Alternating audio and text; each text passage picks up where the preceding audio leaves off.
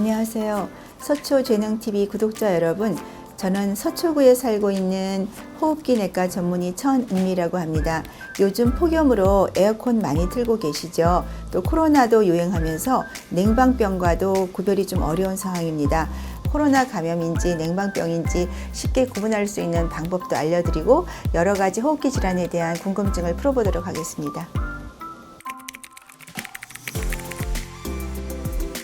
2년 이상 코로나로 많은 국민들이 힘들어하고 계셨습니다. 코로나는 증상이 초기에는 발열, 근육통, 기침 이런 증상이었다면 최근에 오미크론은 독성이 약화되면서 하기도보다는 상기도를 주로 침범하면서 감기 증상이에요.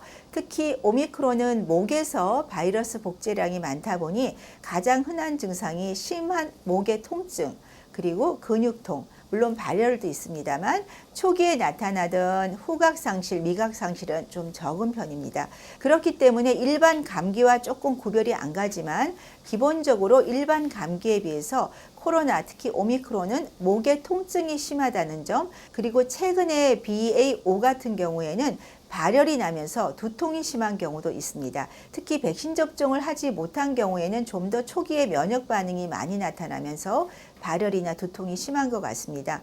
최근에 에어컨을 틀면서 우리가 발생할 수 있는 냉방병은 발열은 나타나지 않습니다. 다만 감기 몸살과 비슷하게 두통이나 근육통 이런 증상이 나타나기 때문에 본인들이 어떤 에어컨을 오래 장시간 사용한 경우에 갑자기 몸이 나른하면서 두통이나 근육통이 있는 경우에는 냉방병이 좀 의심이 되고, 그러한 경우에는 에어컨을 사용하지 마시고 충분한 휴식을 취한 후에 증상이 좋아지면 이거 냉방병으로 고려할 수 있습니다. 코로나인 경우에는 우리가 건강하신 경우는 뭐 한 4, 5일 이내에 발열이 나다가 근육통이 있다가 목에 통증이 있다 좋아질 수 있지만, 고령층이나 기저질환이 있는 고위험군인 경우에는 백신 접종을 하셨더라도 분명히 코로나로 인해서 중증 발생이 될 수 있기 때문에 주변에 코로나로 있는 분이 계셨거나 본인이 접촉을 하셨거나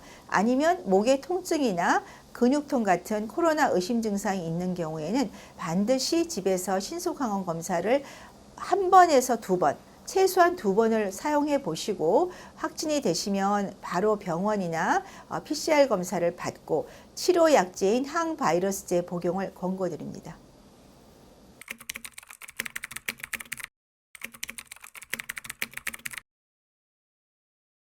호흡기 질환은 여러 가지가 있습니다만 대표적인 질환으로는 기관지 천식, 만성 폐쇄성 폐질환, 그리고 감염이 되면서 나타나는 폐렴, 그리고 몸에 혈액에 감염이 될 경우 나타나는 폐혈증, 담배와 여러 가지 유해 물질에 의해 발생하는 폐암, 이 대표적인 질환이 되겠습니다. 또 한 가지는 갑자기 마른 기침과 호흡곤란이 발생하는 폐섬유화증이라는 병도 요사이 조금 늘고 있습니다. 우리가 알고 있는 결핵이나 폐렴은 어떤 면역이 떨어지면서 생기는 감염병 질환이 되겠고, 폐암이나 폐섬유화증 같은 경우는 본인이 인지하지 못하지만 흡연과 연관이 일부 있을 수 있습니다.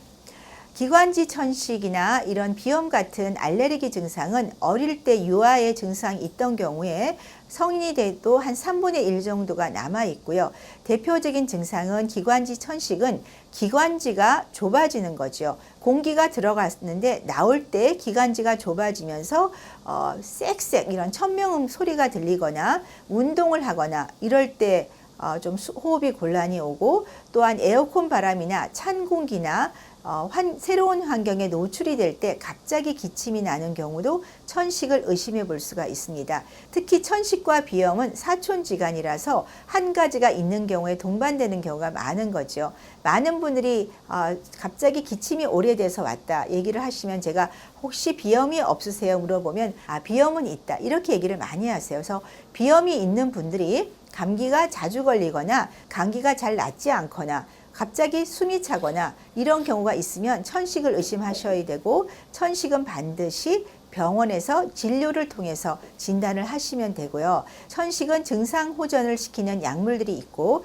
주 치료제는 흡입제가 있습니다. 흡입제를 잘 사용하시게 되면 일상생활에 지장 없이 사용할 수 있고요. 특히 천식이 있는 경우는 마라톤 같이 목이 건조해지는 운동보다는 우리가 습도가 충분히 유지되는 수영 같은 것을 권장드립니다. 세계적인 수영 선수 중에는 천식 환자가 있거든요. 그래서 본인의 질환을 잘 아시면 운동도 거기에 맞게 우리가 찾을 수 있겠습니다. 폐렴이 가장 문제가 되는데요. 폐렴은 건강한 청장년기에는 발생을 하더라도 약 처방으로 충분히 외래해서 치료가 가능합니다. 하지만 고령층이 되고 여러 가지 당뇨, 고혈압, 뇌졸중 이런 질환을 가지게 되면서 많은 분들이 이제 흡입성 폐렴이 발생해요. 흡입성 폐렴은 고혈압, 당뇨 등에 의한 기저질환으로 뇌졸중 상태가 오거나 아니면 뼈가 약해지면서 골절로 인해서 오래 누워 계시면서 흡입이 되는 거죠. 목 안에 있던 이물질이 넘어가거나 음식을 섭취하는 과정에서 흡입이 되면서 흡입성 폐렴으로 입원을 하시게 되는 경우가 상당히 많습니다. 특히 요양시설에 계신 분들이 대부분 상급 종합병원에 오시는 요인이 흡입성 폐렴이 되겠습니다. 일반적으로 폐렴의 증상은 발열, 기침, 객담 이런 증상들이 나타나는데요. 초기에는 연령이 높은 고위험군들은 증상이 잘 안 나타나지만 기운이 없다거나 갑자기 식사를 안 하시기도 합니다. 이러한 경우에는 주변에서 반드시 병원 진료를 보시기를 권장드립니다. 네, 기관지 청식과 비염이 있습니다. 비염은 많이들 경험을 하시죠. 좀 간질거리고 재채기가 나고 콧물이 주르륵 흐르고 주로 이제 꽃가루가 많이 날릴 때 더 많거나 어떤 분은 사계절 증상을 호소하기도 하지만 좀 불편하시기는 한데 숨이 차거나 이러지 않기 때문에 진료를 잘 안 보세요. 하지만 비염이 방치가 되면 축농증 같은 증상이 합병될 수도 있고 또 비염이 있는 경우에는 기관지 천식이 동반되는 율이 거의 80% 정도 됩니다. 비염 증상이 있으신 분은 조기에 비염 조절을 좀 하시는 것이 좋고요. 또 비염이 있는 경우에는 천식이 합병될 수도 있기 때문에 반드시 검사를 한번 받아보는 것을 권고드립니다.